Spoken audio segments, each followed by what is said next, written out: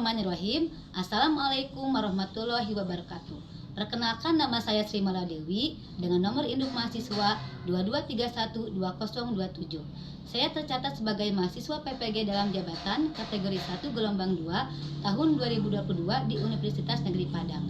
Pada hari ini, Senin 12 Juni 2023, saya akan melaksanakan praktik pembelajaran uji kinerja yang akan dilaksanakan di SMK Negeri 2 Garut, kelas 11 Teknik Pembersihan pada mata pelajaran Produk Kreatif dan Kewirausahaan dengan materi Hak Atas Kekayaan Intelektual. Sekian dan terima kasih. Wassalamualaikum warahmatullahi wabarakatuh. Bismillahirrahmanirrahim. Assalamualaikum warahmatullahi wabarakatuh. Waalaikumsalam warahmatullahi wabarakatuh. Kita bertemu lagi dengan Ibu untuk mata pelajaran Produk Kreatif dan Kewirausahaan. Yang masuk hari ini sehat semuanya? Alhamdulillah. Coba. Semua sudah rapi? Ini yang rapi, bajunya dimasukkan dulu. Kemudian lihat, coba tolong dilihat di bawahnya barangkali ada sampah. Ada sampah tidak? Tolong dilihat dulu. Tidak ada. Kita bisa mulai ya. Hari ini pertama-tama kita berdoa dulu. Ya, kita berdoa dulu untuk KM-nya atau ketua kelas. Kita pimpin dulu untuk berdoa.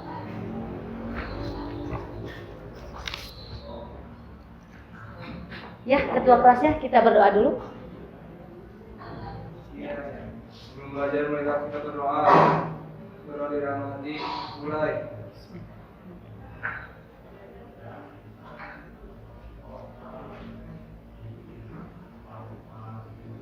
Berdoa selesai. Beri salam. Assalamualaikum warahmatullahi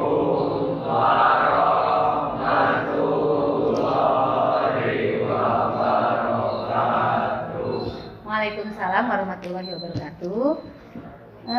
Di sini semuanya seharusnya dengan siswa ya. Kita absen dulu satu-satu. Agis Fabian. Makin.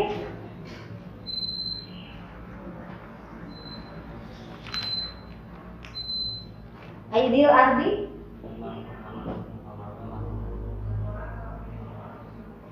Ali Muhammad. Andika.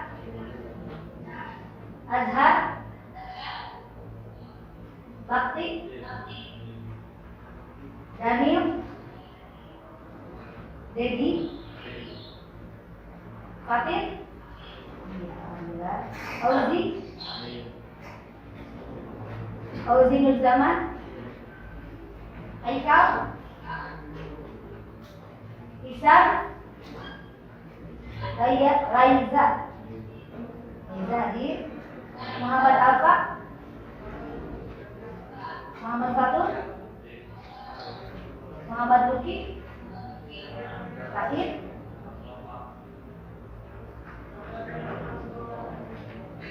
Muhammad Sultan Maulana. Muhammad Fabian. Muhammad Farhan. Muhammad Zainal. Muhammad Rizki. Muhammad Fauzan. Muhammad Ilham. Keluar.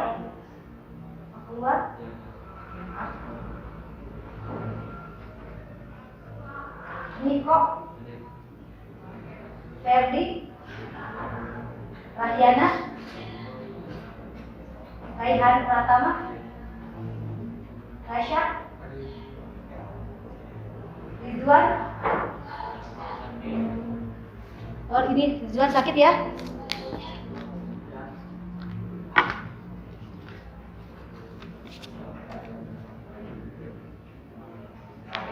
Rizky Muhammad. Salman. Salman tidak sekolah hari ini. Siwa. Zibril. Berarti 4 orang ya yang tidak sekolah hari ini. Alhamdulillah semuanya berarti 30 orang masuk semua ya. Oke, untuk selanjutnya kita masuknya ke materi. Nah, di sini. Ini materi mempelajari selanjutnya, kemarin sebentar, minggu kemarin kita sebelum liburan membahas tentang sikap dan perilaku wirausaha. Ya, di mana sikap perilaku wirausaha itu ada apa saja kelebihan dan kekurangan. Nah, kemarin membahas juga tentang analis SWOT ya. SWOT itu apa saja? Strength, weakness, kemudian opportunity dan satu lagi threat. Ya, threat. Lihat lagi ya. Nah, ini ada hubungannya. Ada hubungannya dengan hak kekayaan intelektual. Nanti di mana ketika kita punya kelebihan sebagai wirausaha, kita mencari atau membuat produk, itu kan ada proses ya. Ada proses ketika kita berhasil membuat satu produk itu kita daftarkan mulai dari mereknya, ya merek, kemudian yang disebut dengan hak atas kekayaan intelektual. Nah, di sini KD-nya yaitu tentang atau KD kompetensi dasar, yaitu tentang memahami hak atas kekayaan intelektual. Kemudian yang kedua yaitu tentang mempresentasikan hak atas kekayaan intelektual. Jadi nanti ada akhirnya itu ada tugasnya itu presentasi. Ya. Nah, tujuan kenapa sih untuk apa yang dipelajari dari hak kekayaan intelektual ini? Pertama, menjabarkan. Nah, menjabarkan mengenai hak kekayaan intelektual. Jadi kita itu ada mendefinisikan apa sih pengertian hak kekayaan intelektual, kemudian apa saja yang termasuk hak kekayaan intelektual. Kemudian yang kedua tujuannya mengidentifikasi, ya, mengidentifikasi prinsip-prinsip hak atas kekayaan intelektual. Kemudian yang ketiga mengidentifikasi dasar hukum, karena ada dasar hukum yang berlaku di negara kita Indonesia, ya. Karena tiap-tiap negara punya dasar hukum masing-masing tentang hak kekayaan intelektual. Kemudian yang keempat mengklasifikasikan. Nah, di sini berarti mengelompokkan mana saja yang termasuk hak kekayaan intelektual, ya. Jadi ada kelompoknya. Yang terakhir di sini nanti kalian akan mempresentasikan hasil dari diskusi, ya. Nah, metode pembelajaran yang Ibu ambil untuk hak kekayaan industri ini adalah problem based learning. Ya, masih problem based learning itu berarti kita nanti kalian akan mengidentifikasi suatu masalah, ya, suatu masalah nanti Ibu berikan sesuai dengan video yang nanti kalian akan amati, ya. Nah, di situ nanti kalian diskusikan kira-kira nanti yang terjadi untuk kasus pelanggaran kekayaan intelektual ini apa saja, ya. Kemudian mereka apa saja yang sudah terdapat di dalam kekayaan intelektual, ya. Nanti setelah kalian mengamati video. Nah, penilaian. Nah, berarti nanti dari hasil diskusi itu kalian akan dibagikan LKPD atau semacam LKS, ya, LKPD per kelompok, LKPD kelompok. Kemudian nanti ada di akhir ada post test, ya, ada post testnya yaitu tes formatif, ya. Nah, itu masing-masing. Paham ya? Nah, kita lanjut, masih semangat ya? Iya, masih semangat.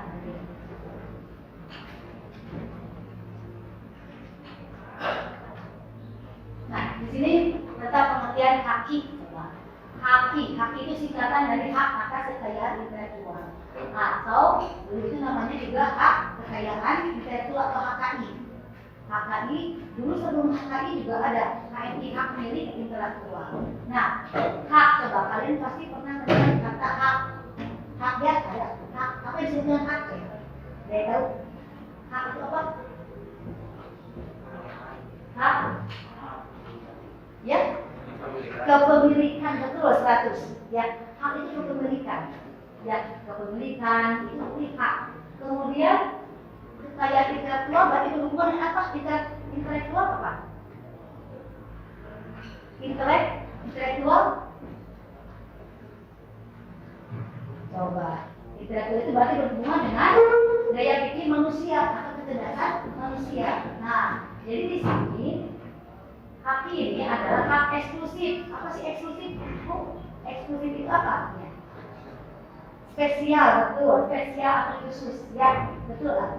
100. Spesial atau khusus. Jadi hak eksklusif atau hak khusus yang diberikan suatu peraturan kepada seseorang atau sekelompok orang atas karya ciptanya. Nah, jadi di sini ini ada diatur oleh undang-undang. Ya, jadi ketika kita menemukan suatu idenya itu mungkin bisa saja idenya berupa karya tulis ya, atau mungkin berupa gambar atau simbol. Nah itu kalau kita daftarkan ke badan haki, itu nanti akan terdaftar ya ke badan haki. Jadi harus didaftarkan supaya apa? Supaya tidak ada yang meniru, ya, supaya hasil karya kita pun diakui, ya. Nah itu, jadi betul ya. Jadi hak eksklusif, jadi hak khusus yang diberikan suatu peraturan kepada seseorang atau sekelompok orang atas hasil karya ciptanya. Nah, ini tergantung dari masing-masing negara. Ya, negara Indonesia punya aturan sendiri, negara Amerika punya aturan sendiri. Ya. Hak itu terbagi dua kelompok ya. Tadi ada hak cipta, kemudian ada hak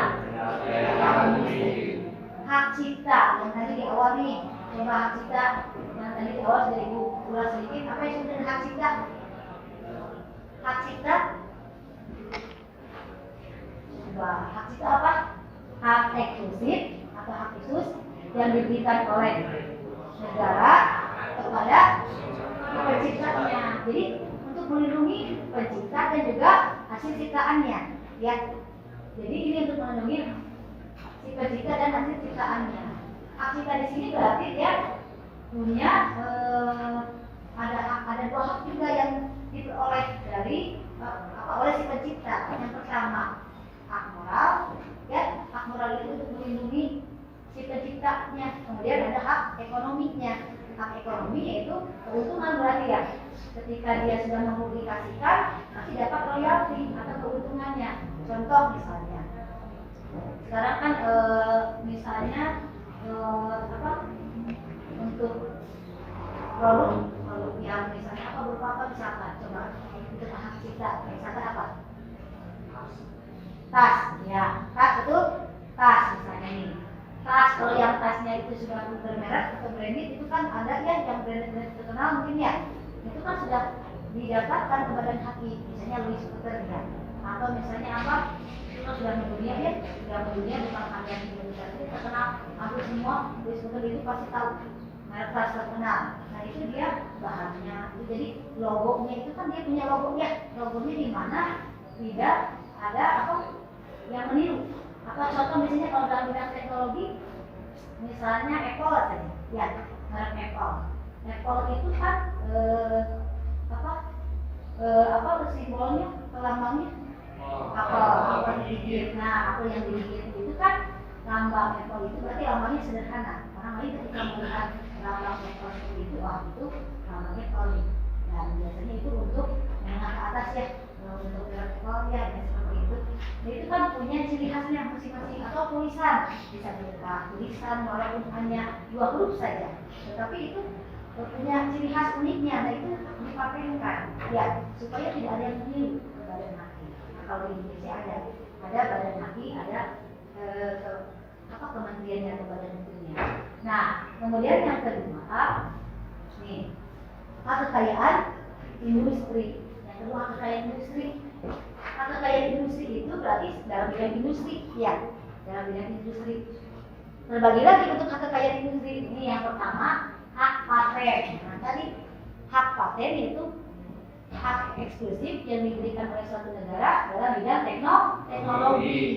Ya itu hak paten. Kalau yang kemudian yang selanjutnya ada hak merek.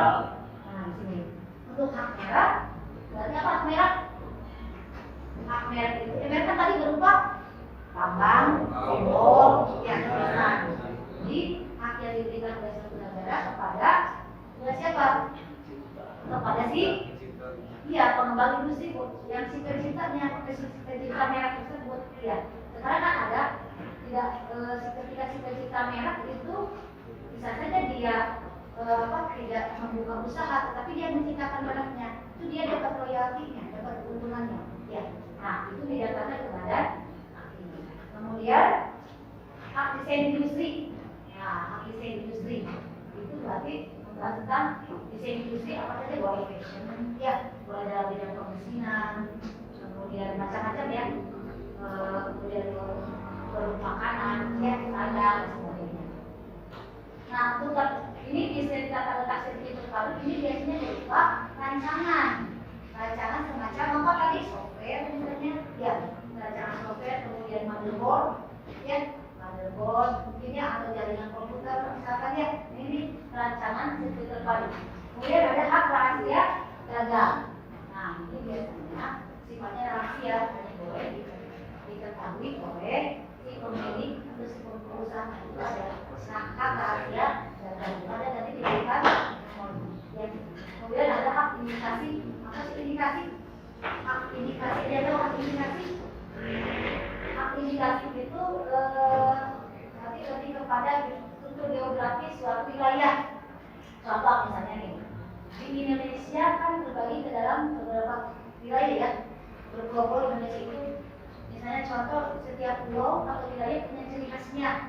Contoh misalnya kalau di Garut, lain apa sih yang dari ciri khas? Misalnya domba ya, domba Garut. Nah, ini sebetulnya domba Garut kalau sudah dimasukkan ke jalan ya paten ya, terkenal. Jadi apa sih yang membedakan domba Garut dengan domba yang lain? Atau misalnya contoh di Aceh misalnya terkenal apa kopinya ya? Kopi apa di Aceh itu? Kopi Aceh, kopi apa? Kopi Gayo, jadi pernah mendengar atau melihat di daerah televisi kopi Gayo, dan itu pasti dipatenkan. Jadi itu didaftarkan ke Badan Hak Kekayaan Industri, ya hak kekayaan industri bahwa di Gayo itu apa kopinya itu hanya dari daerah Aceh. Yang lain ini apa sih keunikan kopi Gayo dengan kopi yang lain misalnya? Apa coba? Mungkin dari rasa tidak terlalu menyengat, mungkin ya tidak terlalu asam dibandingkan kopi yang lain, dari rasanya tidak menyengat, tapi warnanya tetap sama hitam ya. Nah, semua membedakan itu kan berdasarkan geografis suatu wilayah. Di Aceh ada kopi Aceh, kemudian ada kopi Gayo. Sudah apa lagi?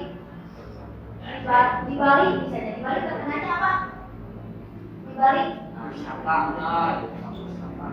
tempat wisata itu punya ciri khas masing-masing ya. Contoh misalnya kalau di Karawang, mungkin di Karawang itu ada penghasil padi, tapi sekarang kalau sudah masuk area industri ya, padinya sudah mulai, lahan pertaniannya sudah mulai terkikis oleh industri. Itu kalau misalnya Karawang dulu menghasil padi itu menghasilkan padi yang berkualitas, padinya beda dengan yang lain.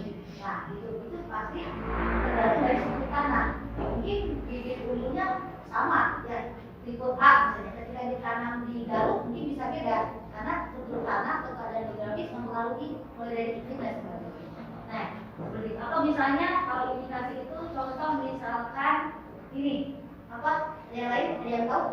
Jadi sesuai dengan wilayah masing-masing. Contoh misalnya apa lagi? Di Sumbawa misalnya.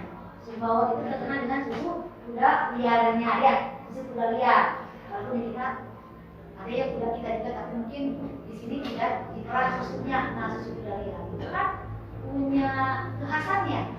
Itu ada nanti ada suatu operasi atau badan yang menampung dan dia nanti yang mempublikasikan. Ini loh, ya nanti suatu ada perusahaannya di mana dia apa yang jadi ini yang menjadi mempublikasikan bahwa susu kuda liar asal dari Sumbawa. Nah itu mulai dari merahnya itu harus didaftarkan. Kemudian tidak ada susu kuda liar dari Garut misalnya atau dari daerah Sumatera dan itu terkenalnya susu kuda liar Sumbawa.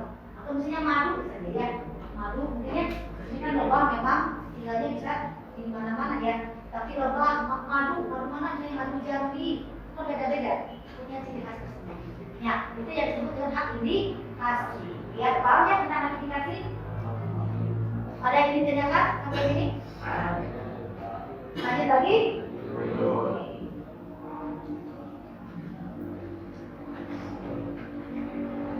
Nah, di sini tentang hak cipta. Ini sejarah hak cipta. Sejarah hak cipta itu pertama kali tahun 600 sebelum Masehi ya. Dulu itu ada penemu titik dan koma. Kalau sekarang kan titik dan koma, coba bayangkan kalau tidak ada ketika kita menulis tidak ada titik koma, kita obrak saja lulus semua. Ya. Nah, jadi ada namanya Pehiat. Ya, Pehiat itu penemu titik koma. 600 sebelum Masehi. Ya, Pehiat. Nah, kebetulan Pehiat ini orang Yunani ya, dari Yunani. itu meninggal, akhirnya warisannya itu jatuh ke tangan anaknya. Jadi si penemu, PDN itu penemu titik koma. Nah, kebetulan setelah dipublikasikan, pihak punyanya merasa ada penghargaan dari ini meninggal. Nah, berarti di sini setelah dihargai, ya ada penghargaan, ya dapat penghargaan dan royalti juga. Akhirnya dia wariskan kepada anaknya, ya. Nah, hak lulus namanya pada anaknya. Nah, jadi yang penerima royalti itu juga itu anaknya hak lulus. Jadi sejarah hak cipta itu asalnya dari Yunani 600 sebelum Masehi. Itu penemunya. Nah, sampai sekarang kan titik koma, ya coba kalau tidak ada titik koma, ya sampai sekarang digunakan.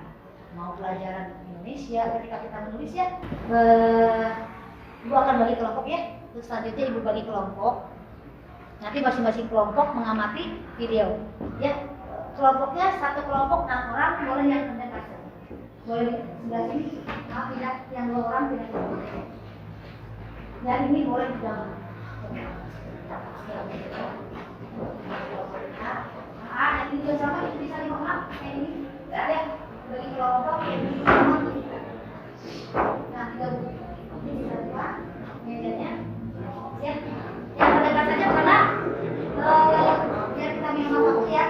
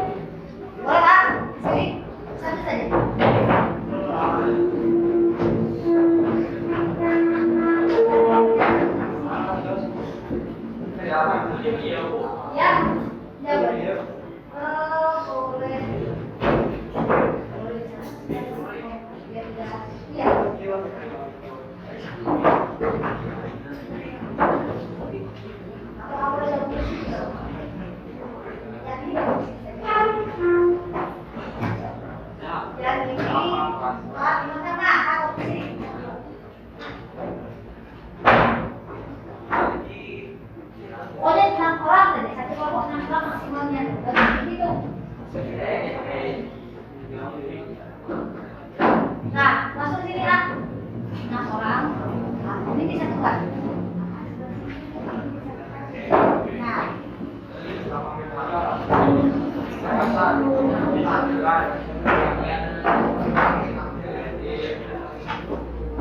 Ini belum sebentar.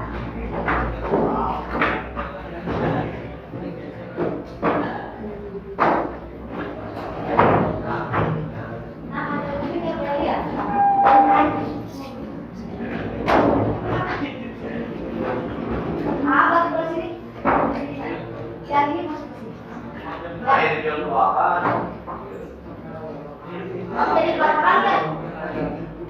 Yang itu 2 orang. Udah, coba disiapkan buku tulisnya masing-masing.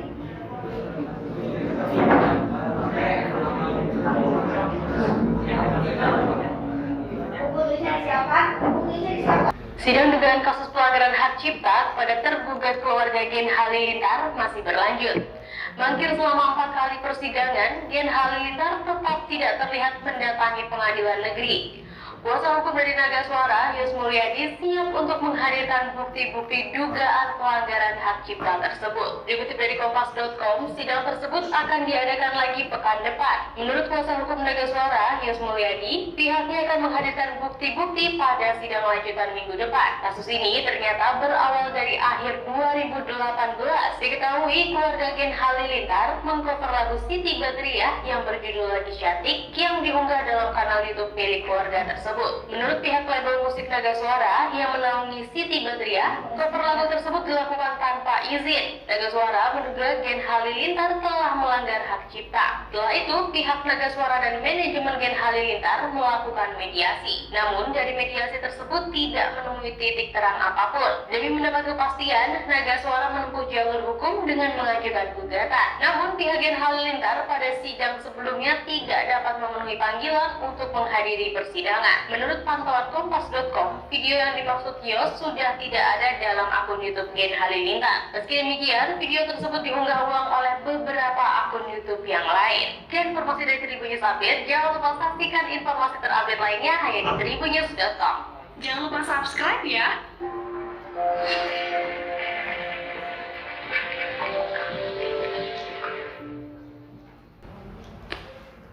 Ini tadi mengamati video. Nah, langkah-langkahnya kalian kemudian bersama-sama mencari sumber kajian yang literatur berdasarkan permasalahan yang ada di cari video tadi ya. Itu misalnya coba.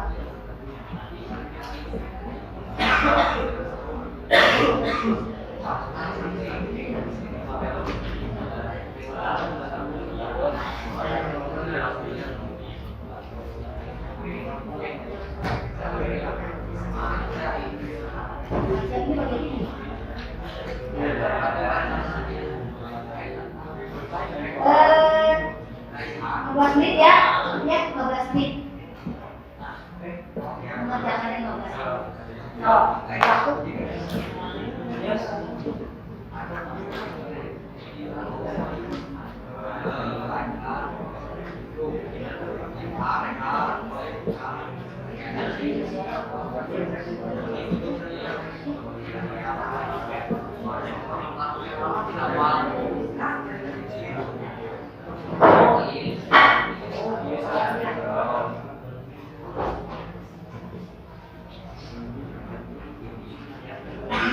Yang mau ditanyakan boleh ada di ya. Di sini satu boleh. Ya.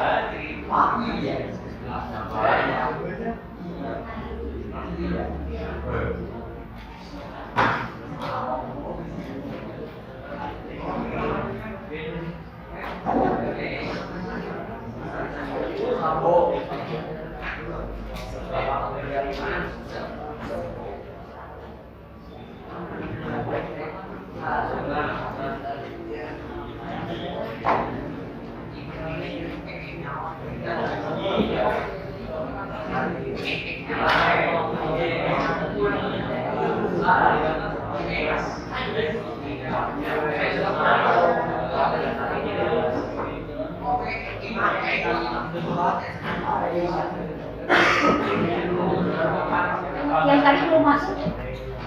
Jalan tadi. Jalan dulu.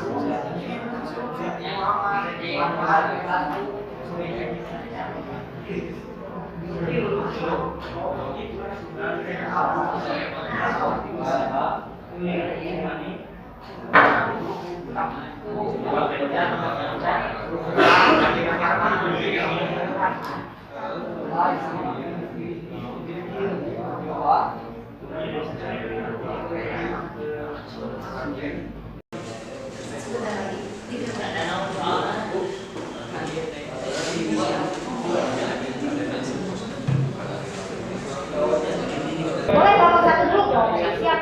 Kita berdua tangan untuk kelompok satu ke depan.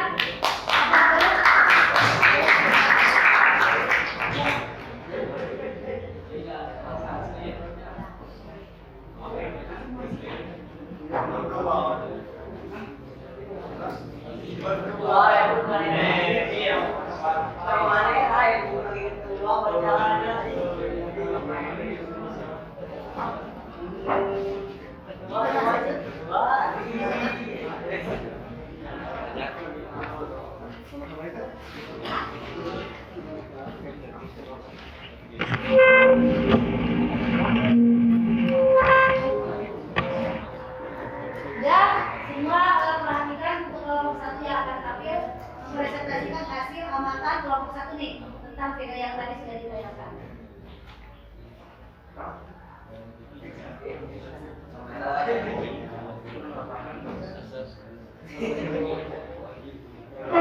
Assalamualaikum warahmatullahi wabarakatuh.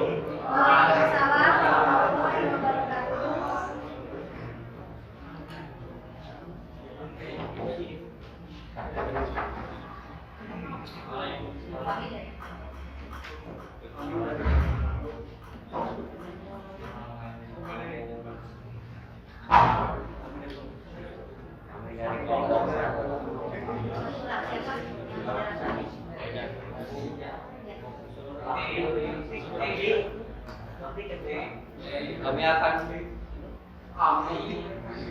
Kami kelompok satu akan menjelaskan tentang penyebab terjadinya pelanggaran HAM. 1. Faktor ekonomi, 2. Faktor budaya, 3. Faktor penegak hukum, 4. Faktor pendidikan, 5. Faktor pengangguran, dan faktor lingkungan.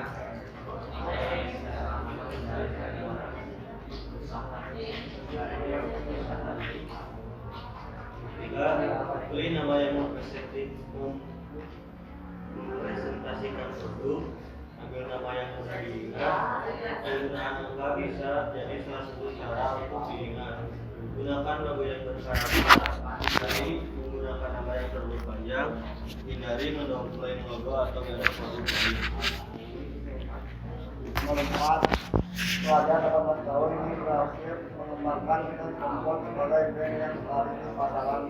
Minumannya disukai banyak orang hingga membuatnya memiliki outlet sendiri dan 17 outlet yang dikelola. Yang lain tidak ngobrol, disimak dulu, diperhatikan dulu kelompok yang tampil. Ulangi lagi, yang nomor 4-nya. Pelajar 18 tahun ini berhasil mengembangkan teh kompot sebagai brand yang laris di pasaran. Minumannya banyak disukai orang hingga membuatnya memiliki 10 outlet sendiri dan 17 outlet yang dikelola oleh mitranya. Nah, coba ada yang ingin menambahkan? Coba, ya, kelompok 5, coba. Ya, perkenalan dulu, boleh kami berdiri? Ya. Ya. Pertanyaan, apa penyebab terjadinya pelanggaran HAM kita atau sama paten? Ya. Apa penyebab terjadinya hak pelanggaran menurut dari kelompok 4 ya? Penyebab terjadinya pelanggaran hak cipta dapat disebabkan oleh beberapa faktor seperti faktor ekonomi, faktor budaya, faktor tertentu, faktor tuntutan, faktor pengaturan, dan faktor lingkungan. Ya. Dijelaskan satu-satunya faktor ekonominya apa maksudnya? Tidak. Ada yang menambahkan yang disebut dengan faktor ekonomi seperti apa? Ada yang kelompok lain yang menambahkan? Faktor ekonomi, kemudian dari mana saja kalian? Warung kita boleh.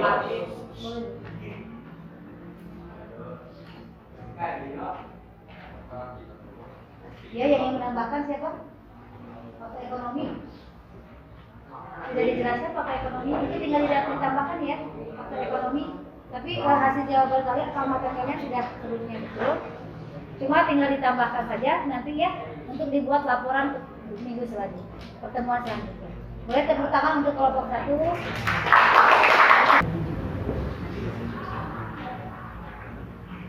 Habis ya waktunya. Yang ini boleh dikumpulkan dari belakang ke depan. Boleh. Tolong dikumpulkan Kak. Ini kalau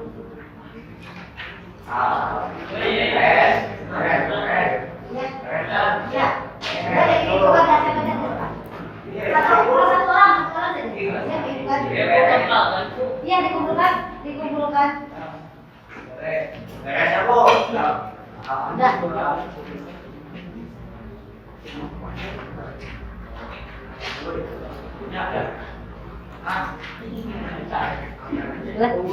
Mana? Sini? Ya. Masih duduk ya di tempatnya dulu nanti karena sebentar lagi. Yang mau izin nanti kita saja dulu. Ingat sebentar lagi.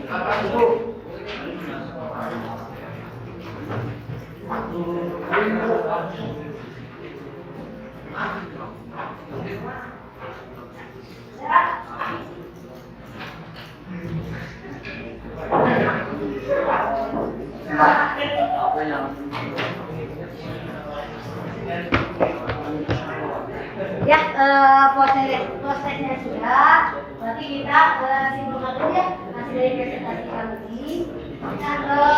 Jadi hak ini memang hak atas kekayaan intelektual itu sangat penting, apalagi untuk pencipta ya, mulai dari hak cipta, hak merek, mulai hak sampai hak indikasi itu sangat penting karena untuk melindungi si pencipta dan juga ciptaannya. Nah, untuk refleksinya nanti Ibu harapkan untuk yang Rabu depan akan tampil itu lebih baik dari yang hari ini ya. Karena kan sudah terbiasa presentasi. Nanti untuk yang Rabu depan nanti tinggal kelompok 3 dan kelompok 4. Itu dua kelompok lagi. Nanti tampilnya harus lebih baik lagi dari yang hari ini tampil. Untuk pertemuan selanjutnya nanti 2 minggu selanjutnya kita akan membahas apa tentang prototipe produk ya. Prototipe produknya kita membuat sampel emboss ya, sampel emboss. Nanti kalian membuat rancangan sendiri nih mereknya masing-masing kelompok, masih kelompok yang sama. Ya, paham ya? Hari ini kita cukupkan sekian. Kita ucapkan sama-sama membaca hamdalah. Alhamdulillah. Kita tutup dulu dengan doa ya. KM coba ditutup dulu berdoa.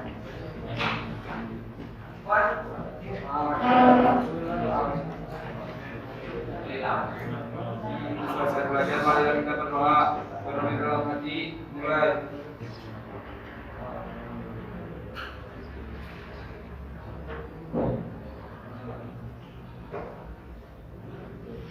Selesai. Beri salam.